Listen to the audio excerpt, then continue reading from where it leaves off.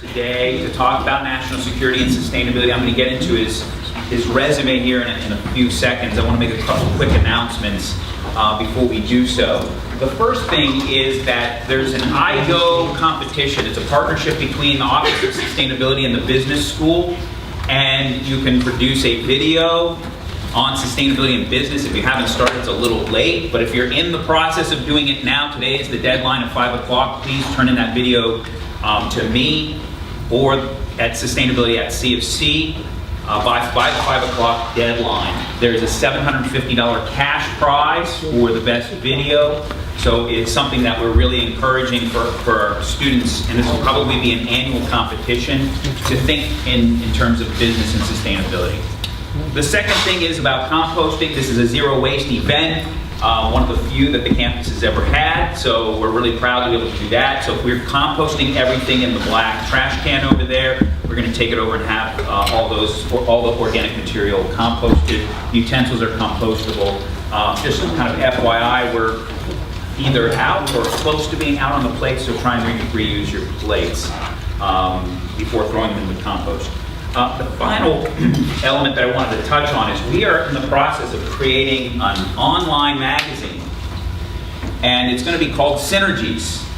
And this magazine should come out in a couple of weeks after Sustainability Week is over.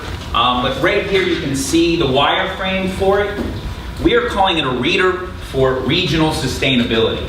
So the idea here is to kind of put the college out in front, thinking about regional sustainability and how we can talk about these issues. It becomes a vehicle for the entire region to talk about these issues and kind of understand what each of us are doing. It's not just going to be about academic institutions. It'll be broader than that. It'll be about the broader community. And I'm saying community as in terms of regional community. I think it's going to be a really powerful force as it evolves over the next few years. So I just wanted to bring that to your attention. And of course, the focus will still be on the College of Charleston and what we're doing here and in the community of Charleston. So those are the announcements. Let me introduce to you Colonel Mark Mykleby. He's a U.S. Marine that's retired. I'm going to have to read this because of the extensive resume. He graduated from the U.S. Naval Academy in 1987. He completed his flight training in 1990. More importantly, he completed the Top Gun tactical weapons training shortly thereafter, right? I mean, you became a Tom Cruise. When was that movie? What was Top Gun? In the 80s. So 80s, so you were but a decade after this. Yes, your Tom Cruise imitation. Served the United States in European, Pacific, and Southwest theaters. In 1999, he completed his master's degree in military studies from the Marine Corps Command and Staff College. Then by 2007, he had extensive staff and strategic experience and had completed his second master's degree in strategic studies from the Air War College. Then in June 2009, he was asked to be the special strategic assistant to the chairman of the Joint Chiefs of Staff under Admiral Mike Mullen. While there, he co-authored with Navy Captain Wayne Porter a national strategic narrative, a concept and vision for a 21st century grand strategy for the nation. And he will talk extensively about this report today. Today, he is the senior fellow at the New America Foundation and proud to say that he is a liaison with the Office of Sustainability here at the College of Charleston. So with that, let's give the Colonel a warm welcome.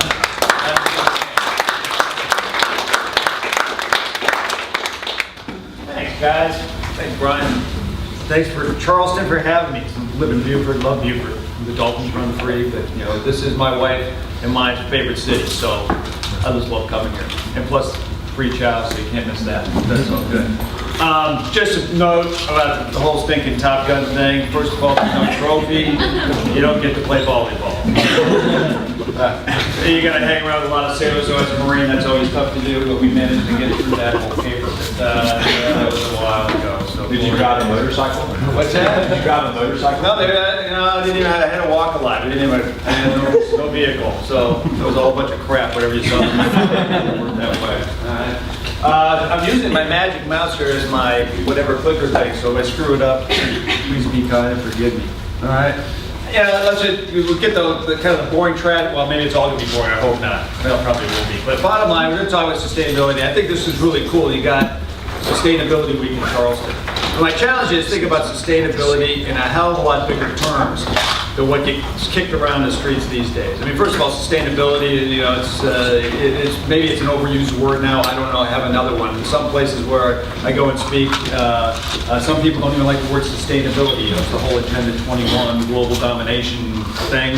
You know, so if you don't like the word sustainability, I just say replace it with kumquat, because you know kumquat's kind of a cute little word. You know, nobody gets pissed off about kumquat. So if you don't like sustainability, use something else. But we really want to talk about this thing at a larger scale, and because I'll tell you the quick little story about trying to get down to the guts of what we're doing now, and kind of walk through. Mr. Watt asked me, I mean, how does a stinking jarhead get involved in things like sustainability? He said, hell, I don't know. I was told to do a job, so that's how I got thrown into it. But plus, also, you know, I'm a dad, and once you start having kids, you start thinking about things, and you kind of have to look yourself in the mirror and go, holy cow, am I doing the right thing? Am I setting the right example? And so a lot of that informs me kind of how I've got to this point in my life too. So I just want to throw that out there. If you have questions about it, I'll be happy to dive into the details of it. But I'd rather just tell you the story of kind of how this whole idea around grand strategy, this idea around sustainability, and then that yes, you can actually take it from the idea and put it into action. All right? I mean, that's an important part. That it's just not fluff anymore. And you got to come to grips with that, because this is your stinking future. I'm talking about people that are, you know, 4.5 for me. Right? You got to come to grips with this thing, because you have no other freaking choice. The only other word I have, a word of advice is you can make your decisions now, when you have free choice, or you can make the same stinking decisions 20 years from now, when you have forced choice. Well, I'd rather make my decisions based on free choice than be pressured into something. Okay? That's the nature of this republic that we stand in. As citizens of this republic, it's our responsibility, nobody else's. Nobody up the street up in Washington, D.C. is going to freaking do it for you. So you got to take, you guys, you know, Marine Corps pilots, you got to strap on your own gear and start humping it up the hill. All right? So not a rosy-colored beginning, but that's your stinking reality. So just come to grips with it. Okay? So, but good news is, I love that song. The good news is that we can do this. We can do this. We can take an idea, put it in action at a big scale. And, oh, by the way, we've had other people in our past that have done it. A guy like Thomas Paine wrote that little book called Common Sense. Has anybody read it? Oh, you better stink and read that one. At least the first page. Because on the very first page of Common Sense, Thomas Paine said this: the cause of America is in great measure the cause of all mankind. The question I have to you is, what is our cause today in the United States? Because I'm here to tell you, the cause of America, and this is coming from a Marine. I spent 28 years in uniform, swore an oath to the Constitution, and I'm telling you, where we are right now is not the place we need to be. Because right now where we are is we have become a force of the status quo in the global environment. The status quo sucks. The world is different. There are things impinging on us now, on us geopolitically, economically, just in our own communities, that we have to fix. And oh, by the way, that maps to a larger cause for this republic, as it's articulated in our Constitution, particularly the preamble of our Constitution. The cause of America is, in fact, the cause of all mankind, particularly at this point in history, because nobody else has the capacity to lead on a global scale, to deal with the challenges that we face in the world today. These aren't just words. Our founding fathers were thinking big because they knew they had to do big. Thomas Paine was talking about self-determination when that was just this pie in the sky idea. Who the hell would ever think of that? Right? Who would ever possibly do that? Well, we did it. Right here in Charleston was a hotbed for ideas around this idea about a cause for America. So that's what I want to challenge you, because that's what makes grand strategy. The capacity to think big and do big. We just can't shirk our responsibility as citizens to do that. And oh, by the way, a friend of Mr. Watt, I'm somebody that I had no intention to go to the Pentagon, but when Admiral Mike Mullen was the chairman of the Joint Chiefs of Staff, it doesn't matter how I got connected with a guy that worked for him who had been a long time on his staff, a Navy captain, Wayne Porter. Admiral Mullen asked the question, what would a grand strategy look like? Can we do grand strategy in the United States? And by hook or by crook, I get yanked out of Special Operations Command when I was doing strategy for that, to get pulled up into the Pentagon, which was supposed to be a 4-month gig. It ended up being 2 years working for Admiral Mullen. I have to go out a point. I'm not just saying this because you're good to see him here, sir. But I always make this point. Is if you're ever worried about who's sitting in the big house, I mean, my only exposure was Admiral Mullen and some other, muckety-mucks up in D.C., but Admiral Mullen in particular, working directly for him.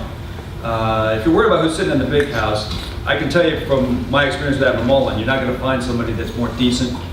The guy just oozes integrity, and every morning he gets up to do the right thing. And that's important to recognize, that there's no sinister forces up there. Everyone's kind of in their own world, I got that.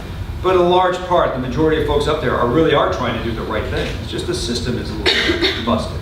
Well, Admiral Mullen was going to try to get by that system. So we had 2 knuckleheads, a Navy captain and a Marine colonel, sit down and take a look at this idea of grand strategy. And around that question, what are we going to be as a nation in the 21st century? What is our cost? Grand strategy is the mechanism to animate that cost, to make it real. And so what we ended up doing, Wayne and I decided, was that when Admiral Mullen asked us to look at grand strategy, we said the first thing we weren't going to do was we weren't going to create another strategy. Because right now in Washington, D.C., we've got strategies a go-go. I mean, we've got strategies out the wazoo. We've got a national security strategy. We've got a national military strategy. We have a national defense strategy. We got strategies. And guess what? They're all a bunch of wish lists. They're all fairly vacuous in the fact that they don't actually make prioritization decisions. They don't actually say, this is what we're going to go do. What's the purpose of why we're doing it other than to preserve the status quo? And because we try to preserve the status quo, almost all the strategies coming out of Washington are focused on threat and risk. And what are we going to mitigate? None of them say about what are we going to do? What are we going to become? What opportunities are we trying to pursue in the world that we see? And trust me, I spent a lot of time looking at this stuff. I will challenge anybody to go out there and try to keep from our shores outward. It's pretty amazing stuff. Right? I'll also challenge you to take a look at any institution that we have in our government today that's really pursuing opportunity in a far new way, that's really going to challenge the institutions that we have in place. Really going to challenge, oh, by the way, the assumptions that we have that inform what we do. Because now we're in a place where our assumptions have become our facts. And that's stinking dangerous. When your facts become your assumptions, you get lost in the sauce. And you start validating what you think are facts, which means you're validating your assumptions, which means you're not growing, you're not adapting, you're not evolving, you're not pursuing opportunity. All right? Well, Wayne and I said we were not going to do that. We weren't going to write another strategy that would be whizzed out of an office in the Pentagon. What we ended up saying is what America really needs is a story. A story about not only where we currently are, and to talk about it with a little bit of emotional and intellectual honesty, but also where we could go. I mean, this is Abraham Lincoln 101 kind of stuff, strategy. Abraham Lincoln said, if you can judge where you are and whither you are tending, you can better judge what to do and how to do it. But we just wanted to talk about where we are and where we thought we could go. Could we establish a trajectory in time about going to a place that meets the context of the 21st century, while at the same time fulfilling our obligation and also, quite frankly, the promise of that preamble of our Constitution. So when we wrote this paper, we wrote a thing called the National Strategic Narrative. It wasn't in wonk speak, it wasn't policied up. It was just basically, for me personally, I wrote it in a language that the mom and dad Mykleby in Wayzata, Minnesota could understand.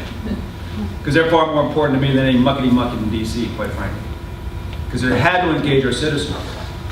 And so what did we say in this thing? What's the point? Well, when Wayne and I looked at where we currently are, we recognize we're still beholden to these constructs of containment. Does anyone know George Kennan? Guy that wrote the Long Telegram, then the X article in Foreign Affairs in 1946 that laid out the grand strategic concept of containment that carried us through the Cold War. Well, we are still beholden to those ideas. Now, George Kennan, infinitely prescient, and I highly encourage you to read his stuff. He's, oh, by the way, longtime environmentalist, hard-nosed geopolitical diplomat, but a very, very prescient man. And I can talk to you about some of the books that he had. But containment itself just talked about how we were going to take on the Soviet Union, that we were going to have a contest of political and economic systems, that we would contain the Soviet Union and we would outlast them over time, and that the Soviet Union would collapse based on its own internal contradictions. It would just fall in on itself. And guess what? He was right. It worked. And oh, by the way, in 1947, our government actually acted and created the construct, whether by design or by default, it doesn't matter, but they created the construct of the National Security Act of 1947 that actually implemented the concept of containment. Pretty cool. The government worked. Now, that thing kind of adjusted and modified itself over time. Things happened. I mean, we went from, talk about a cool piece of gear. Strategy has got to have flexibility and agility, embedded in it, and that's what containment was. It was really cool. We went from massive retaliation, which meant massive nuclear holocaust. Nobody would dare go crazy enough to do that. But if you tried Soviets, we're going to do that. We're going to hit you back with all the nukes we got. Massive retaliation, the flexible response, which, well, we can kind of do a little bit of a nuke war over here, and maybe we won't blow up the whole world. All the way to daytime, where we were playing kissy face with the Ruskies. That's pretty cool. Nuclear holocaust just said, hey, you guys are okay. That's grand strategy. You can be able to play in those marches. You're going to stub your toe. We stubbed our toe a little in Korea. We stubbed our toe a little bit bigger in Vietnam. But at the end of the day, we still had this imperative, this concept of containment and a structure to implement it that allowed us to get back to true north, to keep our eye on the prize. The problem is the prize was the demise of the Soviet Union, as well as us building up Western Europe and Asia economically and creating some democratic cornerstones and foundations in each one of those regions so that we could be in a position of opportunity, at a position of ideological coherence once the Soviet Union collapsed. Well, we did that. The problem is, when that happened, we never reset ourselves. We never re-engaged. So what Wayne and I looked at and said, where do we need to re-engage to? Because when you recognize that containment was a strategy that leveraged force and power in a world that was pretty much linear, deterministic. It was geopolitical. It was playing stratego. I push here, they push there, and you can kind of get that calculus around your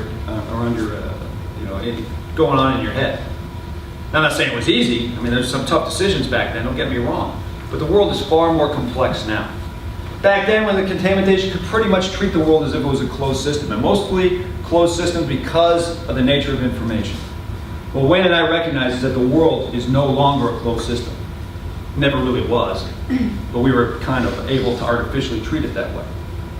Today, we're still trying to take that closed system construct, apply it to an open system that has immense interdependencies, interconnectedness, globalization, all that kind of stuff, goods and services flowing all over the place, but also information, ideologies, good ones, bad ones, whatever you want to call them. And they impinge on us at a global scale all the time. It's truly a global open system. What Wayne and I started calling a strategic ecology. So if it wasn't containment, it was that closed system. We're still beholden to all these systems. And we're kind of like trying to treat the world, this open system world, as a closed system. Well, guess what? More and more stuff happens, so we respond faster and faster. We cannot get ahead of the game. We're constantly behind. Does that sound familiar? Crisis after crisis after crisis? Well, it's because of our constructs, not only cognitively, but also organizationally. And Wayne and I said, you know what, there's got to be a better way. If we really start looking at the world as an ecology, as a strategic ecology, an open system, where we would start looking at, from Darwinian theory, how do you become strong, a strong organism in an ecology, so that you can look out for your interests over time, but also contribute to the overarching framework. This is Darwin's stuff. If you ever read Darwin, maybe you want to read him too. I don't know. Does anybody can assign a reading list here? It's bored. It'll bore you to freaking tears. So go find the Cliff Notes or whatever you use these days. I guess Wikipedia. But Darwinian theory. Everyone says that Darwin's stuff was all about survival of the fittest. You don't want to be the gimpy gazelle in the Serengeti. Well, true. You don't want to be the gimpy gazelle. But he also, more importantly, what he talked about was a spring bed. And he talked about his little spring bed was that everybody had a role to play in this little biosphere on the side of this stream. Every little organism, some lost, some won, some do it, but everybody had a contributing role in some way, shape, or form to keep that machine, that biosphere running. That's what we were talking about in ecology. And we were talking about grand strategy. if it's not an organizational construct of containment anymore that applies to the world that we see with all the interdependencies resident within it, what should it be? What is the big grand strategic concept? And that scary word kept coming up because we're thinking in ecological terms for grand strategy. And that scary word was sustainability. Go figure. And I'm no stinking tree hugger, right? I just say, this is the world that we see. But in every trend line that we see out there, whether it's education, whether it's industry, whether it's energy, whether it's climate, whether it's food production, distribution systems, transportation systems in the United States, we are not trending in a positive way. We are not strong. We're not tending to our strength. And so what Wayne and I said, we need to build our strength, set the example, so that we can have credibility and influence in the global scene. Credibility and influence based on our example, not by what we say, but by what we do. And this isn't, it's not just because I'm from Minnesota and I love Vikings and all that kind of stuff. If you read Beowulf, there's another book you got to read, but it's a basic thing for Beowulf. It says, behavior that's admired is the path to power amongst people everywhere. Behavior that's admired. And oh, by the way, that is the exact same concept that George Kennan had. In another little known book, it's a collection of lectures that he did when he was out of Princeton. It's called Realities of American Foreign Policy. First 3 chapters are about taking on the Soviets, but the 4th chapter is really cool. The 4th little title is called The Unifying Factor. It'll tug at your heart a little bit, but it's a cool title. Unifying Factor. On page 112 through 114, George Kennan, real long paragraph, but that's all you got to read, are 2 pages. Well, I guess that's 3 pages. 112 through 114. George Kennan talks about that nobody, in his words, I'll try to remember the quote, but in his words are, nobody's going to accept leadership from somebody that's adrift in their internal development and drifting into dark and dangerous waters. He wrote that stuff in 1954. He was already looking at our built environment. He was already talking about out there, how do we engage as citizens with one another? The manifestation of how we produce food, our public health. Where do we shop? Where do we worship? Where do we go educate ourselves? How do we engage as citizens with one another? In 1954, the father of containment is already looking over the horizon saying we are not developing in a positive direction. So why is sustainability the big idea? Because it maps perfectly to this idea of where the world is right now, the context of an interdependent, interconnected world, hyper-transparent world. To be able to set the example, to build your own strength, sustainability maps to that. Because the ecological definition of sustainability is not any other one you're going to go online, not the 3 circles of social, environmental, and economic. I'm talking about the ecological definition of sustainability as an organism's ability to remain diverse and productive over time. I want you to remember that, diverse and productive over time. Because when Wayne and I looked at this grand strategy stuff, if containment was the framework, and we're saying sustainability is the framework, it has to map to a couple of things, and those couple of things are our enduring national interests. This is what makes it grand strategy. And our enduring national interests are prosperity and security. But as Americans, as a republic that we stand on that Constitution, we also have to pursue those enduring interests of prosperity and security in a values-based way. Most specifically, how we define our national values was the preamble of the Constitution. No other way, you can't escape it. That's our destiny, that's what we signed up to do when we created what we have right now. The moment we stop pursuing our interests in a values-based way, we're lost as a nation. Trust me, we've tried a couple times. Doesn't work. Doesn't fulfill our needs. And so why does that map to sustainability? Organisms' ability to remain diverse, productive over time. Prosperity, security, our enduring national interest. Security. Look what that means. Diverse, depth, redundancy, resilience. That's security, 21st century style. It's not about weird bald guys like me wearing tree suits running across the world headbutting people into submission. Now, there's a part of that, don't get me wrong. I'm not going to apologize for anything that I've done. Well, maybe I should. But we need a strong defense. Don't get me wrong. That's important. But defense cannot be our only answer. Security, 21st century style, has nothing me running around. National security today has everything to do with what occurs from our shores inward and how that inward system connects to the outward, larger strategic ecology. Talking about food, water, energy, education, transportation, our built environment. How do we integrate ourselves as a society today? Because right now, things aren't working too well, considering that we consume 4.5 planets worth of at a rate of 4.5 planets worth of resources just to keep our economy going. Thank God the rest of the world doesn't do that because they only consume 1.5 planets worth of resources. Either way, even as a nose-picking Marine, I can understand that math doesn't work. As David Orr says, we got to start figuring out how we are going to shape ourselves to finite resources of this planet instead of trying to force the world to meet our infinite wants. We are at that place in time. So, security is no longer just about the bad guys and gals out around the world from our shores outward. It's the integration of everything that we got going on in our society today. That's part of sustainability as a grand strategic imperative. Let's talk about prosperity, because it's diverse and productive over time. An organism has to remain productive. I would dare say that we have started to confuse production with productivity. Stuff doesn't equal growth. Matter of fact, more stuff shows demise, detritus, and all that kind of stuff. If you're talking about recycling as a way forward, hey, we'll recycle. Well, guess what? Recycling is just delaying the inevitable. Recycling is just a symptom of bad design, the amount of waste that we have. And just so you know, to put this thing in the realm of geoeconomic factors, the United States right now uses 1.5 times more stuff per unit of GDP than your average Western European industrial nation. That's just pure waste. That's just being lazy. That just means we haven't been considering the problem set. And again, our facts are now, or our assumptions are now, have now become our facts. The way we've always done it is the way to do it. It's not true. Organisms' ability to remain productive. We have to start coming to grips with qualitative growth and not becoming so wedded to quantitative growth. Now, guess what? I'm no card carrier. I am no poster child for sustainability. I'm just trying to figure this freaking crap out myself. Because I got too big of a house down in Beaufort. I've got a boat I'm trying to sell.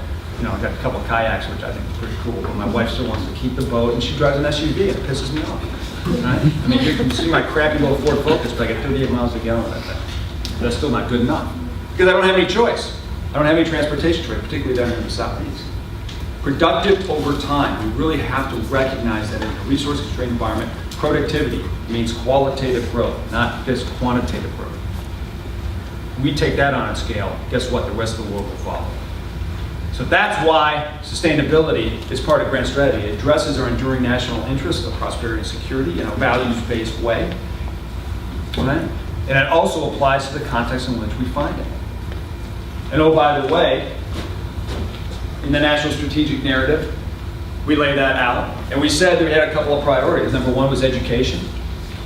Strategic for our nation. Number one is education. We have to start educating our kids, you guys, to this new 21st century environment and give you the skill sets that apply it. And ask me about it later. I can go off about being a specialist versus a generalist. Whatever you do, do not trust experts. The reason why they're experts is because they have expert opinions, and that's what they sell. Trust me. I had it all the time in the Pentagon. I'm your expert. Really? What do you have to tell me? Well, everything I wrote 12 years ago. Really? Next. All right? Think for yourself. Critical thinking. But education, number one. Number two, national security more broadly defined, just like I talked about it. National security is no longer about our defense anymore. National security has everything to do with the integrated systems that constitute our society today. Number three is access to and cultivation of renewable resources. We've got to come to grips with the finite limits of the resources of this planet. Bill McDonough says the only thing that's free around here is sunlight. We're not even using that very well, right? We've got to come to grips with that. So I kind of lost my track there, but on the concept of sustainability is a grand strategic concept. Not only does it map to our enduring interests of prosperity and security, but it also allows us to pursue our enduring interests in a values-based way on a global scale. It also maps to a quintessentially unique way of grand strategy for the United States. This is what pisses me off more than anything, is the fact that we have the capacity to think big and do big in the form of grand strategy. It's just we refuse to do it. We have these great touchstones in our own history. If you can believe that grand strategy, an American way of doing grand strategy, is when we take our economic engine, we stand upon it as the foundation for our strategic way forward, and we align our governing institutions and our foreign policy to take on the next great global challenge of our age. We did it in World War II. We were the arsenal of democracy. We armed and equipped our allies. We built a 400,000 man force here at home. and built it up to a 16 million man force to fight a two-front war on a global scale, and we did it in 3.5 freaking years. 3.5 years.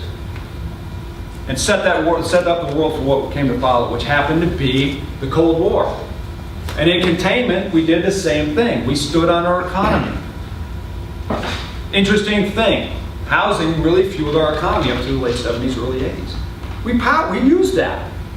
We did the GI Bill. We did the National Defense and Highway Act. Eisenhower did. To leverage off of our economy, we used that all the way going forward to fuel the economy. We took on global communism using this formula, grand strategy. And yet today, we refuse to accept that it's actually real. Now, when you read up in DC, there's a lot of freaking pundits saying, what is grand strategy? What's not grand strategy? Problem is, nobody's saying, okay, this is how you go do it. Here's an idea to actually make it happen. So get out of the academic aspect of it. Let's get on with the freaking doing, because at the end of the day, when Wayne and I wrote the National Strategic Narrative, we knew this was a fluff piece. But eventually, you got to take an idea and you got to move it into action. Otherwise, you're wasting my time. All right? And so that's what I'm doing now at New America Foundation, is take that great American formula for grand strategy and make it real. But what is the global challenge of our age? If we're going to take something on, what are we going to take on? Is it going to be China? Is it going to be Iran? Who's it going to be? Right? Because you have to have an enemy to have a grand strategy, right? At least that was the theory in the Pentagon when I was stumbling around there. Thank God my boss didn't think so. The great global challenge of our age cannot be pointed to at a map. We got to stop playing Stratego with the rest of the world. The great global challenge of our age is one that we just can't escape, and it's of our own making. Our great global challenge of our age, and I know it's not a word, but it's global unsustainability.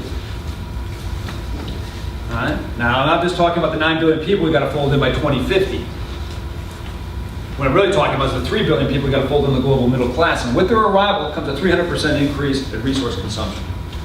I don't think we've got a shot at trying to make 380 parts per million, let alone 450 parts per million carbon in the atmosphere. So we're on for a hell of a great ride.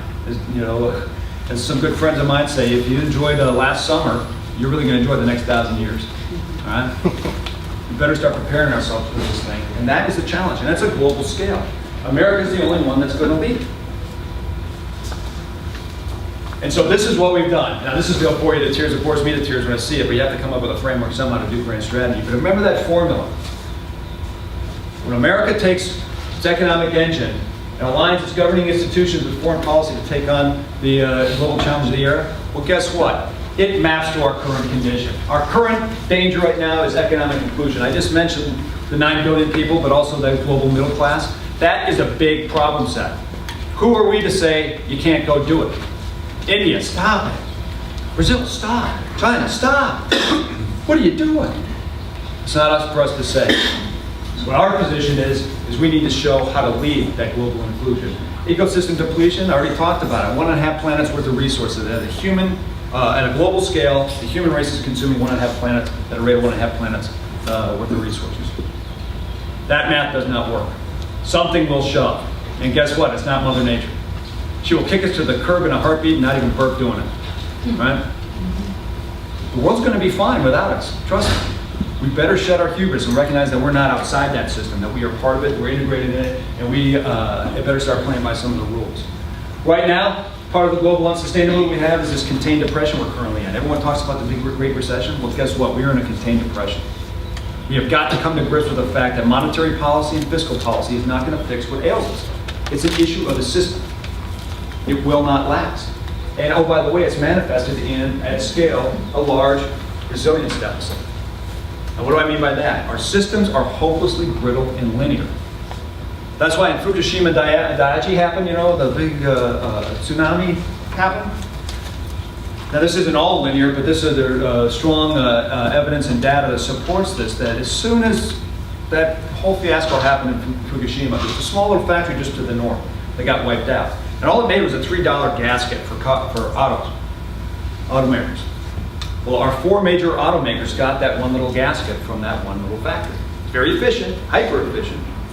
But guess what? Within a month's time, supplies ran out. Production went down. And our national unemployment rate went from 8.9% to 9.1%.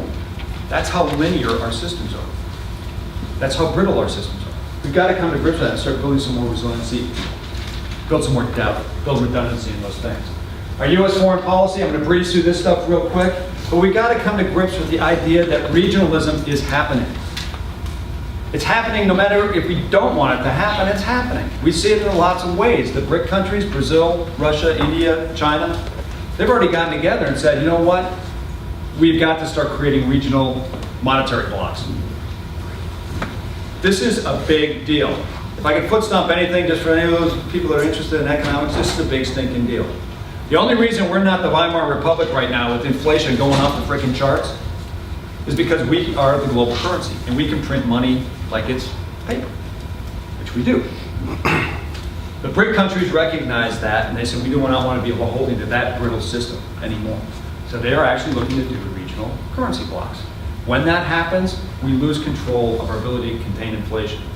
Then, if you think we have problems right now with sequestration and all that crap, that's going to be a big, huge problem.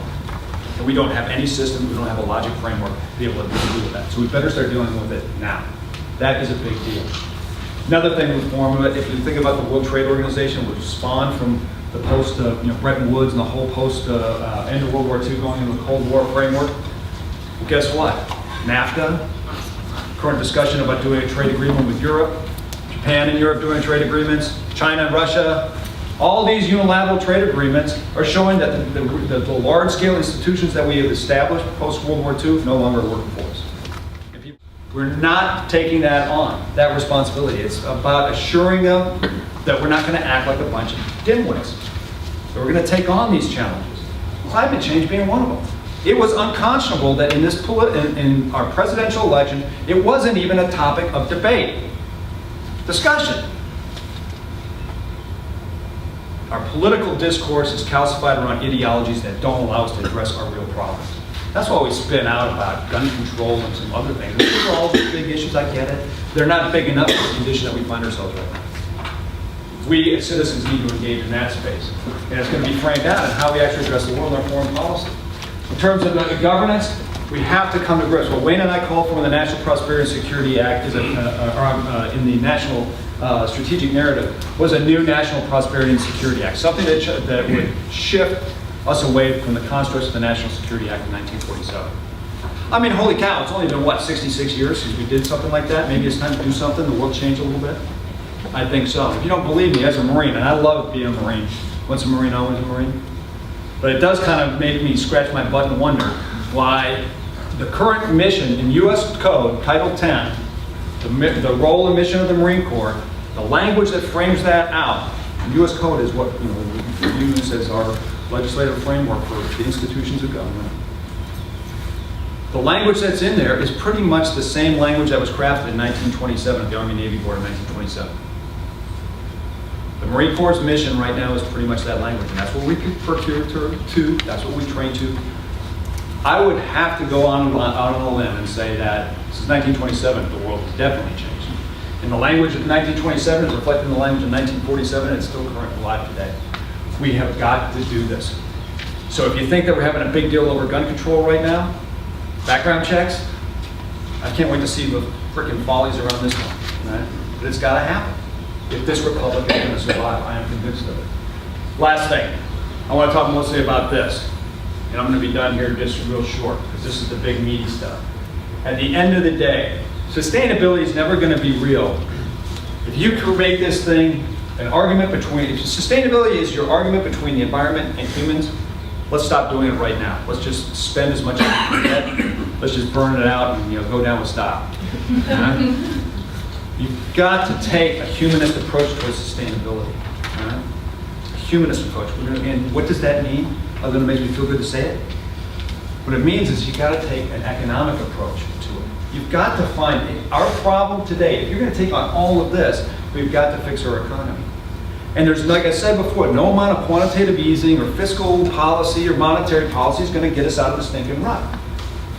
We've got to do what actually Ben Bernanke's been saying. We've got to find big, huge bins of demand to fuel our economy, to put the $5 trillion of corporate cash that's just sloshing around out there to work for America.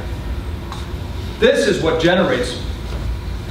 This is the foundation. This is the engine for grand strategy American style. And guess what? Not only is sustainability kind of cool, maps to the enduring interests, Not only is that kind of cool because it maps to a quintessential American framework for grand strategy, it also maps directly to the economic opportunity that's sitting right in freaking front of us. My wife told me not to drop the F-bomb, so that was a pretty close one. I got the R in there right at the last second. 3 big bins of demand, and they're all touchstones of sustainability. First one, walkable communities. You know, mixed use, mixed income, service-rich, transit-oriented communities. And if you don't think this is real, it's just not pie in the sky. I mean, you guys get to live it every day, so I get to live over in Beaufort, but there's a lot of places, like where I grew up in Wayzata, Minnesota, that weren't. They were suburbs. Suburban sprawl. Now, there's a certain logic to that thing at the time. It allowed us to absorb that 16 million man army coming back from overseas. It allowed them to get a house. It allowed us to have a huge construction opportunity and build a transportation system to map to that new kind of environment. The problem is, and it probably worked for us, we had policies all over the place. Our transportation policy, our ag policy, everything, energy policy, or lack thereof. It made sense back then. And I'm not going to debate that. But for whatever reason, it worked. Right? It worked. We used that demand of the troops coming back to fuel our economy. Well, today the wheels are off the cart. It's not working. And it's manifested, our built environment's manifested in all sorts of ways.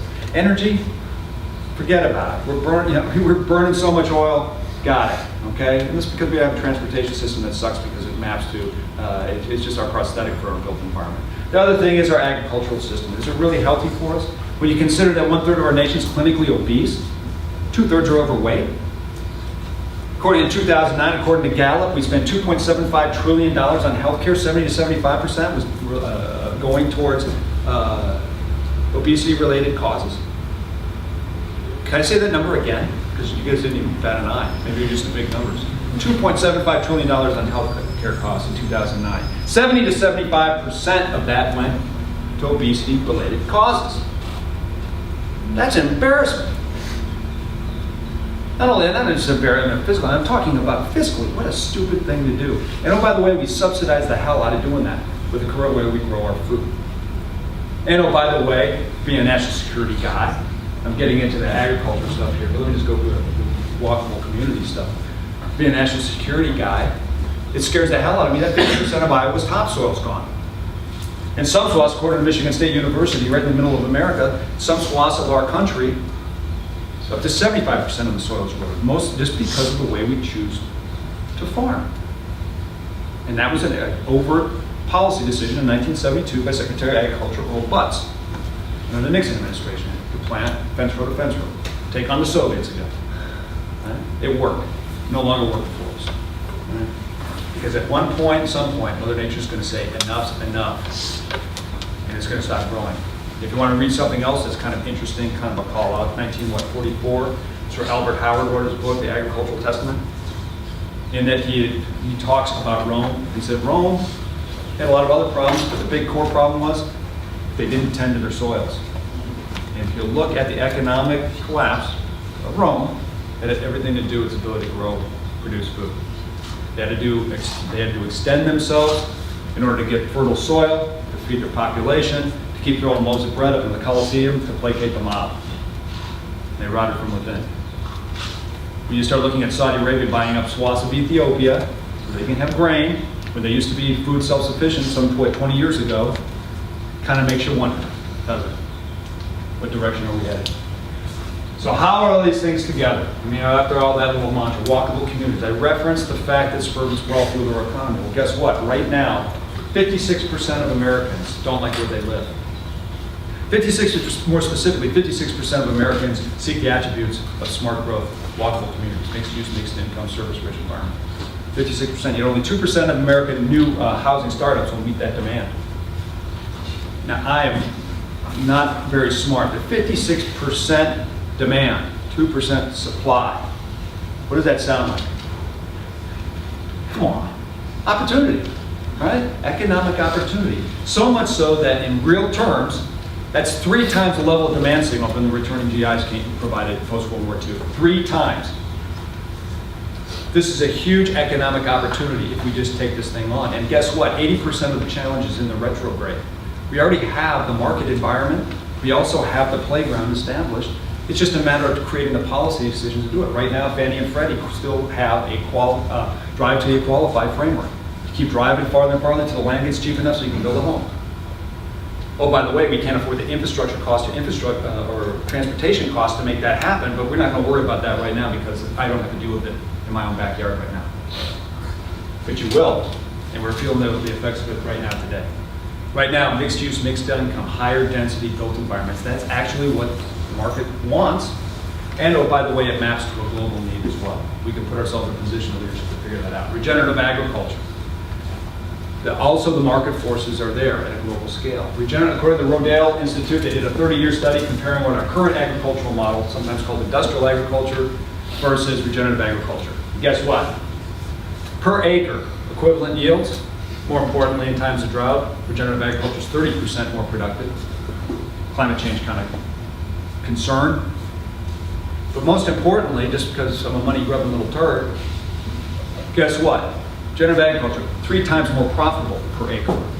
3 times more profitable per acre. Uses 40% less energy, or I'm sorry, 45% less energy, 40% less carbon emission, and it creates a carbon sink. So we can actually start putting the carbon back in the ground and get it to work for us. These numbers work. And oh, by the way, according to the Organization for Economic Cooperation and Development, OECD, by 2050, we have to increase our global food production by 60%, and 100% of that has to be regenerative. I'll say that again, 60% increase in global food production, and 100% has to be regenerative, because the ecosystems just cannot take the way we currently farm. That's just soils, that's just water, that's just common sense. And oh, by the way, just to make it really Machiavellian for you, we can make this transition at scale. We have the capacity to do it. We can make it do this transition at scale with global food prices at its all-time high. All-time high. So that means it makes all the economic sense in the world, just from sheer market forces, to do it right now. Pretty interesting, huh? Instead, we continue to propagate a machine that is actually making us unhealthy, that's killing our soils, that's causing a big death bloom at the south end of the Mississippi in the Gulf of Mexico, right? We're continuing that machine, even though it makes no sense anymore. And it's not going to feed the rest of the world. That's a huge economic opportunity, one that we're missing. That's what makes it grand strategy.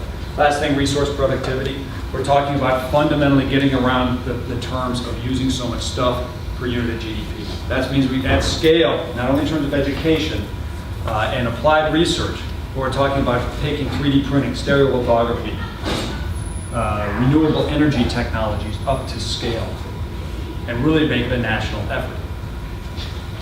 The world's going in this direction. It needs America to lead so we can get out in front of it. We have the capacity to do it. We're just choosing not to at this time for whatever reason. Those 3 big bins of demand are the aggregate demand that we have to unleash the $5 trillion worth of corporate cash that's sloshing around, along with a bunch of other stuff that's out there. And we do have a stranded asset problem, because did anybody read Bill McKibben's article in Rolling Stone late last year about the stranded asset problem? It's under the ground, but it's being valued above ground in the form of 401ks, pension funds, etc. So that's the sticky booger. You can't just say we're done with fossil fuel, which isn't realistic. You got to figure out a transition plan. But we can only afford to burn $7 trillion worth of this stuff in order to make our carbon goals.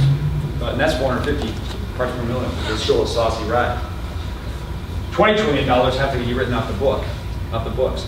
If you want to see global economic calamity, well, that's a global economic calamity. You can't just do that. You got to figure out a plan. You have to have the balanced scorecard to make it work. So good luck just saying, hey, stop burning gas. Well, it's not going to happen tomorrow. It's not going to happen in 10 years. We have to figure out a logical framework to make it happen. We think that we found it. This is a tough problem, but it can be done. And not to get sideways with anybody, if anybody says that, these things have never happened before, well, yes, they have. What do you think happened when the world fundamentally turned its back on slavery?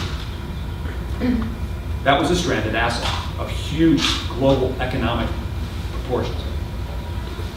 And yet we were able to do it. Maybe it wasn't graceful, but we did it. Right? So it can be done. History shows we can. I believe it. All right. I'm going to get faster and funny here real quick. We'll get amped up. I'd rather talk to you than hear my jib run, all right? Just so you know what the timeline, because all strategy, you gotta have, you gotta keep this thing real. So that was our strategic framework. We stood this thing up, finished out the logic framework, and I should step back. When I went to go work for Admiral Mullen in 2009, Wayne and I wrote the National Strategic Narrative in a month. It took us 2 years to get it out the door and get it published by the Woodrow Wilson Center. Admiral Mullen tried several times to engage political leadership. It just wasn't happening for a lot of reasons, and we'll get into that. But it finally in 2011 got published, right? And it had some fanfare. That grand strategy was possible, big idea. Okay, so what? Well, I retired in 2012, working with New American Foundation. We laid out that framework that I went through. There's a lot more guts behind the thing right there, so I just hit the wave tops. But by 2020 is when we're looking, the United States, to lead this global transition to sustainability. And if you don't think that I'm serious about it, I don't know, I can't make a face that makes me look serious. I'm serious about it, all right? And there's a framework within our own government that we can do this. So right now we're starting with that economic engine, with an economic strategy working with large corporate America. You're gonna, and let me just make this point. If you think that you can do sustainability without the corporate America being involved, my humble and widely ignored opinion is you're wrong, all right?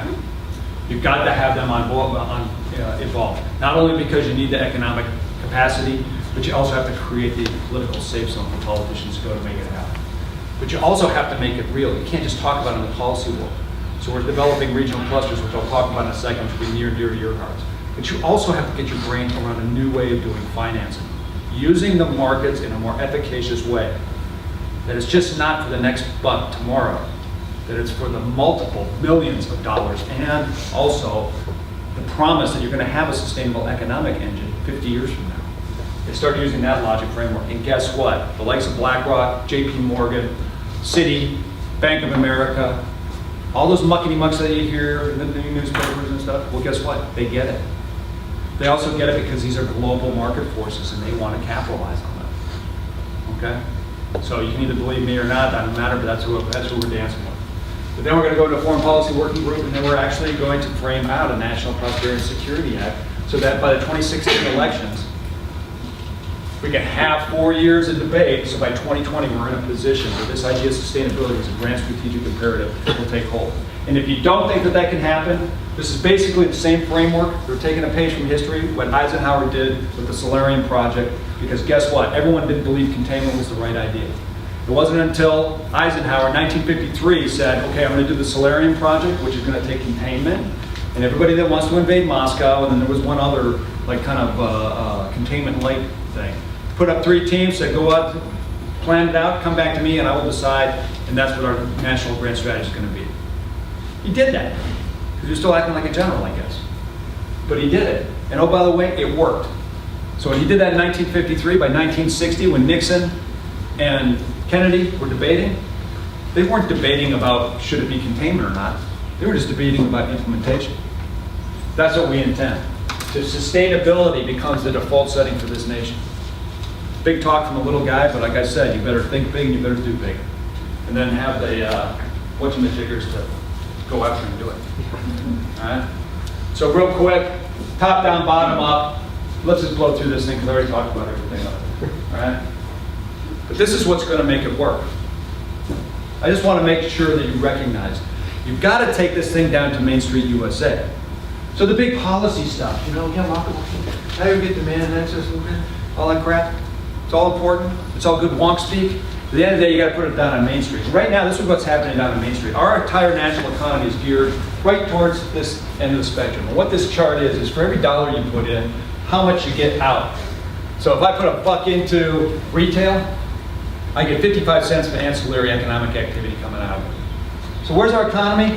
It's pretty much focused right here. These 4 little nuggets right there.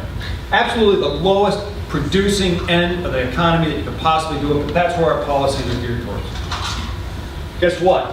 When you start talking about the stuff that we're talking about in grand strategy around that demand, guess what gets mapped? The macroeconomic demand factors mapped directly, which are geared towards sustainability, by the way, are mapped directly to the 4 top tier producing economic drivers on Main Street USA. That's transportation, that's construction, agriculture, and manufacturing. I think that's pretty freaking cool. I think it's wicked cool. And oh, by the way, it's so cool. That's why when Portland, Oregon puts a $100 million investment into a light rail system, guess what they get? $3 billion of ancillary economic activity. And just so you know that it's just not because of the lefty wingnuts that live in Portland, the same design parameters around sustainable communities, walkable communities, was the same thing that Salt Lake City used in their Envision Utah plan that John Huntsman started. Has nothing to do with your political ideology. It has everything to do with sound economies and what kind of place do you want to live in. It works. There's no ideology around it. You can't go hide behind somebody's ideology, whether you're a lefty or a righty. And as a card-carrying member of the Marine Club, I'm not allowed, and I know I'm retired now, and I just can't get there. I can't pick a political party because they're not producing any new ideas. Citizens need to generate your own ideas because it's in your own freaking best interest, okay? And the framework we're talking about, because it's finally to the point, I guess, we're talking about full spectrum sustainability.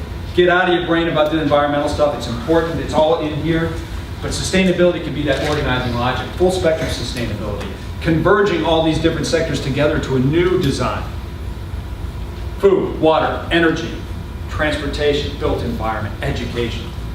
These are all real things that the public, private, and academic sectors can play in, and most importantly, citizens can engage in and experience and see and live. Full spectrum sustainability can be the organizing logic around a new type of economy across the country. And so just to show you that we're not just all talk and no go, we're starting to leverage the economic theories of Michael Porter out of Harvard, around economic or around regional clustering, and we stood up clusters. One was already established by Wayne Porter, who's out of Naval Postgraduate School. He's still in the Navy. His idea, they took off and ran with it, from Salinas, California to Silicon Valley. Can you bring regenerative agriculture to scale, converging digging in the dirt with high tech of Silicon Valley? Salinas, California is the breadbasket, or I'm sorry, the salad bowl of California. They're actually doing it. Launched it on 13 December last year. The other one we're doing, first meeting, was up in Minnesota. It was from Minneapolis to Milwaukee. We bookended it with our partners from the University of Minnesota, University of Wisconsin, Milwaukee, along with the Regional Council of Mayors and local private industry. We launched that thing on the 7th of February. And we're going into planning right now. Third one, first meeting was held on the 14th of February, is a Lake Erie Crescent cluster. It goes from Detroit, yes, we're taking down Detroit, and going all the way out to Youngstown, Ohio. What used to be the Rust Belt could be now a leading sector of a new type of economic framework. And when we went in and talked to the folks at Michigan State and the mayor's staff of Detroit, it was pretty remarkable. They said, well, we've already got a plan for Detroit. I said, yeah, well, what's the plan outside of that? Well, we don't have one. I said, well, who the hell are you talking to then? Because you're talking to yourself. That's not any kind of economics that I understand. You've got to think in ecological ecosystem terms. And as soon as we start talking about how do you leverage the systems dynamics across the board, then they started to get it and they dove in full bore. To include the Kresge Foundation and the Cleveland Foundation, and Case Western University in the East.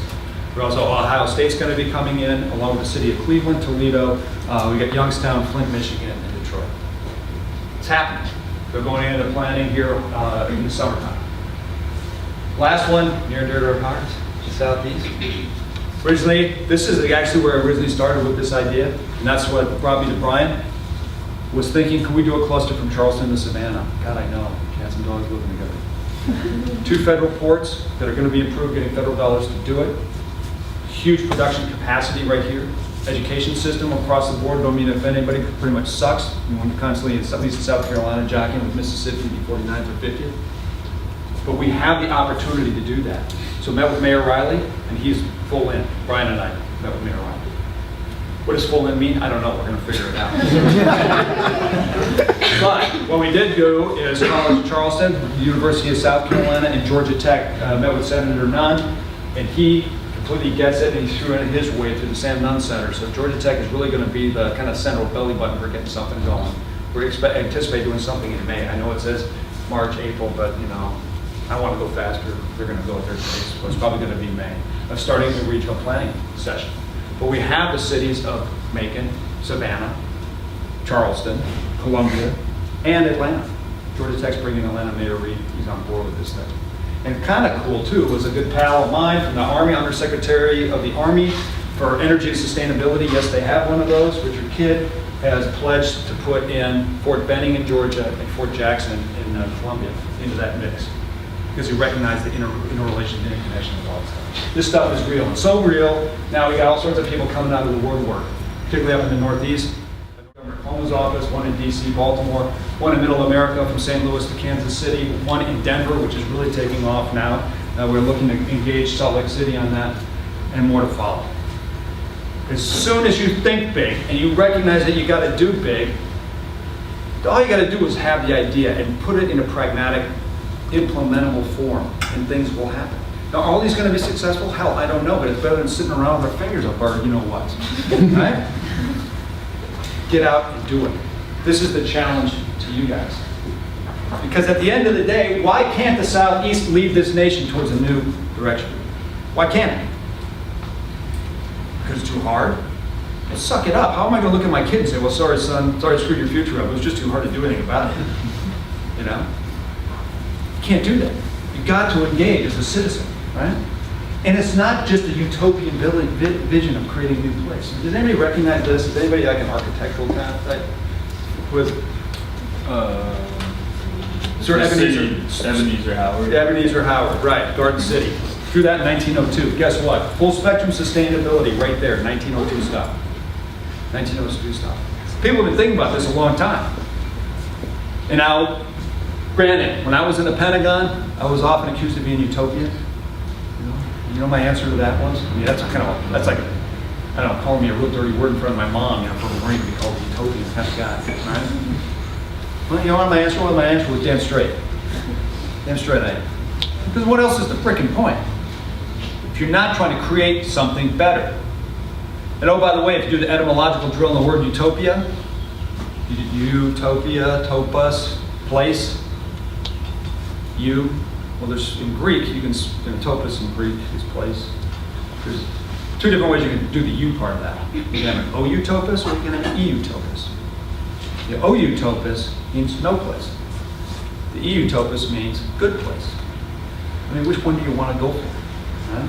We're already figuring out that this OU type, this no place type, ain't working for us. We better start designing anew, as Lincoln said, and thinking anew, and acting anew. The last thing I'm going to say, this is a document you cannot escape if you're going to call yourself a citizen of the United States.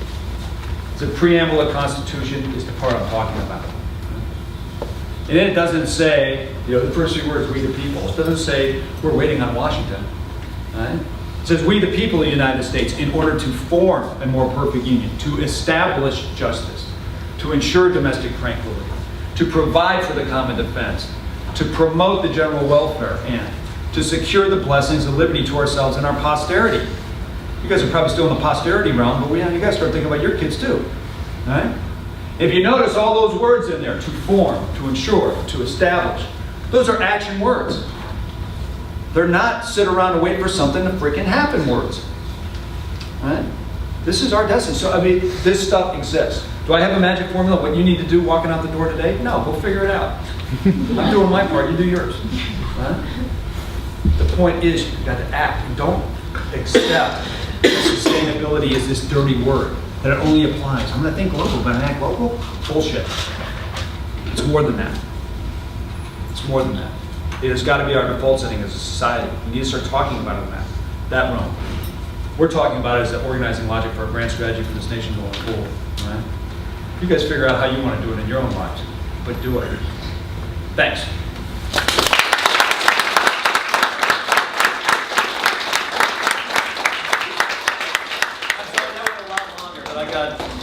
A quick plug. Yeah, we're going to be co-teaching a class in political science in the fall on security and sustainability, and obviously we're going to have trouble between Buck and I keeping it under time. Yeah. My student. Sorry. All right, let's open it up for questions. Any questions, or you guys just go, what the hell is that?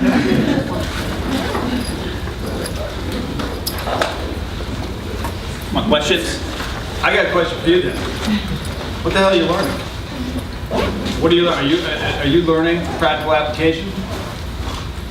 Are you learning theory? What are you learning?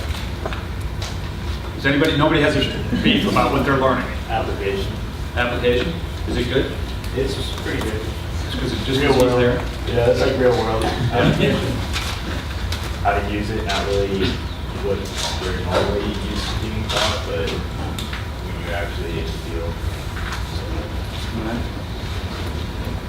Is it worthwhile? Do you have ideas what you're going to do when you leave here? Pretty good idea. Very cool. Yes, ma'am. I have a question for you. Okay. Be careful with this. You talked a lot about the United States leading the rest of the world into this, sustainable future. Not a whole lot about working with the rest of the world, just sort of setting a really good example. But I think the rest of the world probably has a very large part to play in whatever future we have.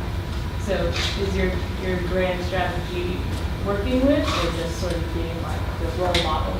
No, I mean, it's obviously good at working with. And I didn't get into, we'd be here till tomorrow if we got into the whole foreign policy construct, but that's what we talked about, a new framework. But institutions like the World Trade Organization, IMF, they're not bad institutions, but they're probably past their shelf life. We're going to have to figure out a new way of organizing. That's going to be, so it's clearly going into partnership. And I'm talking about, I'm sorry? I'm sorry, they don't work. What we are is we're at a present state where there's a paradigm shift. And what we need to do is we need to change from within. I'm not a student here, I was actually a Vitalized student. Okay. But I hold some of the contracts with Spayward here. Okay. And I loved listening to what you said, because innovation happens in dialogue. It doesn't happen just paying attention to Goldman Sachs or BlackRock. Those people are full of shit. I know it firsthand. Well, Okay, nothing No, personal. clear. I also know the people in Rosetta and Deephaven. I'm sure that you could have gotten funding from the McMillan family if you didn't. But I'm letting you know that it happens because of students, because somebody says, yes, I have this idea, and they start to talk. But the entire system is broken because there's a behavior of me. Let me get what I need first. And how do you start to address those behaviors, similar to how the Beltway bandits block any kind of change coming from the Hill over to the Pentagon? right. Can I finish talking, answering her question? Because I think we're very close in agreement. The issue I was going to say is we have to start creating frameworks from the foreign policy realm, what allows us to create partnerships. I mean, no kidding, leadership through partnerships, not leadership through paternalism, which we're still kind of trapped in that framework. How do you go about doing that? Well, I mean, the same way they went about doing Bretton Woods back then. I mean, you have to start putting things at the table. And right now, I think the best way we can lead is through the economics. Right now, we still have 23% of the global economy. If we announce, for example, that we are actually really going to take on climate change, not just say, yeah, it's an issue, but actually take it on and start figuring out the economics of it, that is going to have a cataclysm. It'll be a big deal. And that will bring people to the table. You know, that'll put Kyoto, that'll nail that. So it's a whole new, different international framework that we're going to have to talk about. The current one doesn't work. We're going to go through the UN. I don't think it's going to work. This is an issue. If you want to really get into the political science of it, this is the issue of sovereignty and being able to address sovereignty and how we're going to implement it. Because we think we're using Westphalian, Italian sovereignty as our organizing logic. We've never really used Westphalian sovereignty. We've tried to do international sovereignty, but that doesn't work. So the only thing that's really actually been working is local sovereignty. We have to create mechanisms that allow us to leverage that. And that's why I think the regional constructs will work for us. If I was going to recommend anything to read about a different way of approaching it, it would be the Project on National Security Reform, particularly option number 2, about how we can frame our government to engage more efficaciously with the way the burgeoning trend towards regionalism. I hope that at least leads in a direction, but it's a huge, meaty discussion. Was that even close? Yeah, thank you very much. Okay.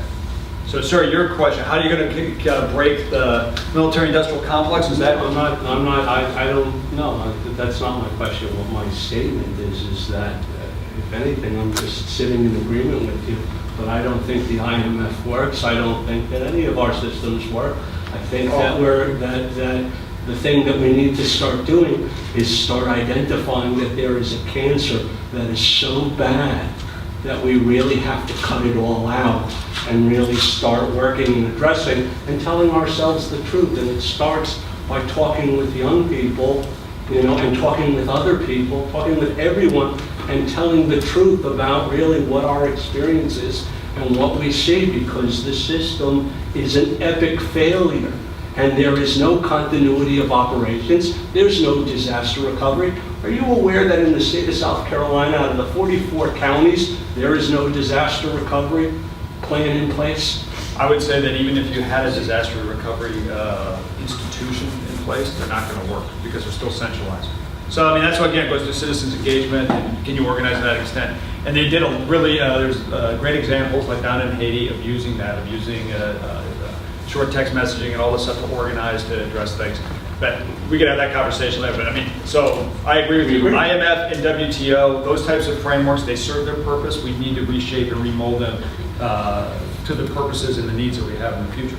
Again, that's why I mentioned that the WTO is not working so well, and it's manifested in the fact that there's a lot of NAFTA is a manifestation that WTO wasn't working very well. The new discussion of us having a unique trade agreement with the European Union, the United States, is another manifestation. Same thing with Japan and Europe across the board. So you're seeing all these things. So we can talk. How about we have a discussion after this? Any other questions? Can you post your PowerPoint somewhere so we can look at it, or? I can give it. Yeah, give it to me. Sir. Well, since the students aren't asking questions, it's interesting to me that you picked Salt Lake City and Portland as your two examples of cities. There's a book called How Cities Work, and one of the unique things about both Salt Lake City and Portland is that they are remarkably homogenous as communities, and we are remarkably diverse here. Needs, I guess, is the kind of way I would try to frame it to you, and that's the argument I would make. Not that it's a bad strategy, but it's got to take account of that, or have you taken account of it? Well, I mean, put it this way: we are taking that into account, particularly when we're taking on Detroit and. But Detroit's got a mayor who's under indictment for bribery. No, I mean that's part of the challenge, isn't it? Well, but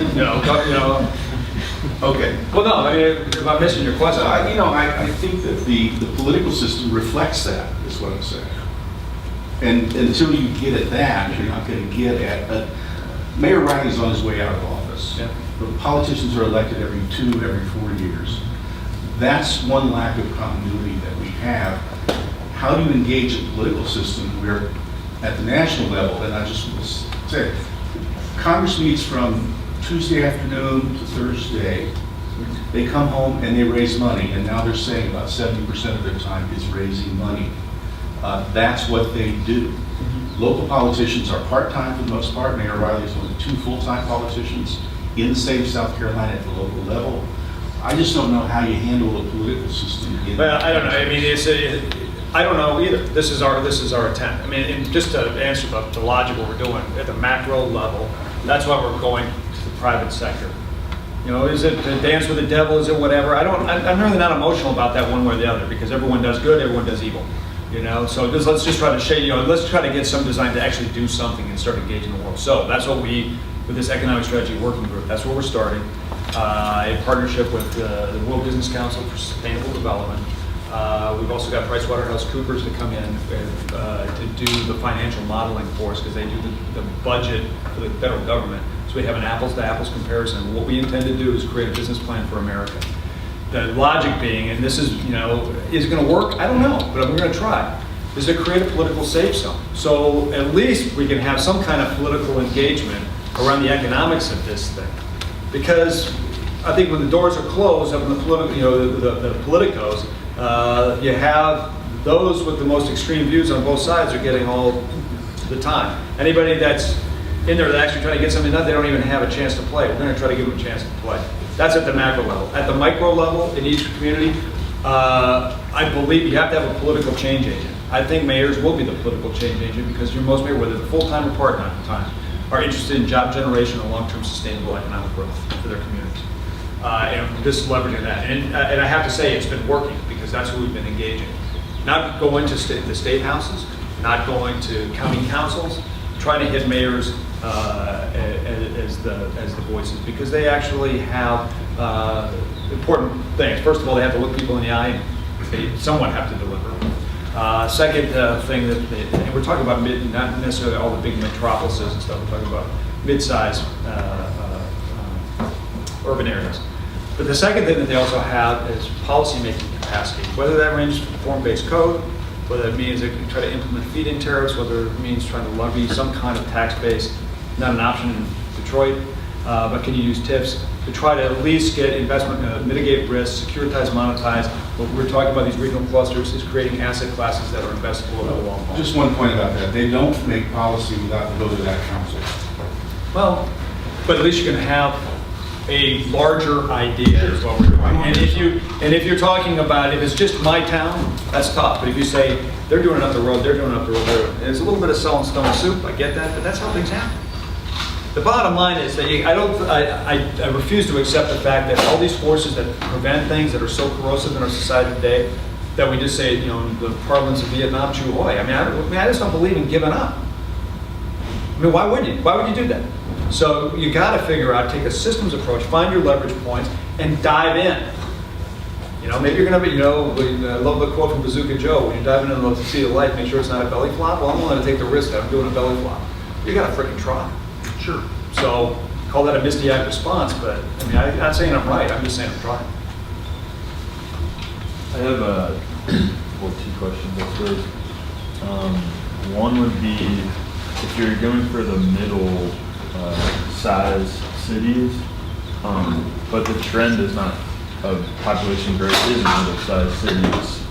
So how do you handle the entropy that's already in action towards these megalopolises, these huge belts of population? And then two, do you think that, and what these two gentlemen are getting at is the innate evil of humanity, basically is what they're trying to figure out, is this a biological birth issue where humans are this way, or can you change it through something that I feel like is missing in your outline, which is civil society and institutions of smaller scale within the larger scale?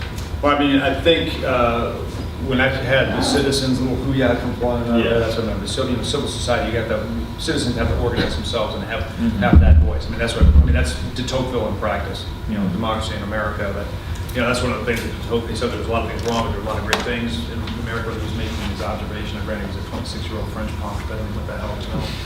I got his opinion for what it's worth. But Democracy in America, he said that it was really interesting how Americans, they don't wait around for anybody to tell them what to do. They organize themselves to take on whatever they're in. You get the government you deserve. Well, sure, and I do believe. I don't think we're talking about, again, I think the Constitution. Maybe it's my own baggage. I think this document's inviolate.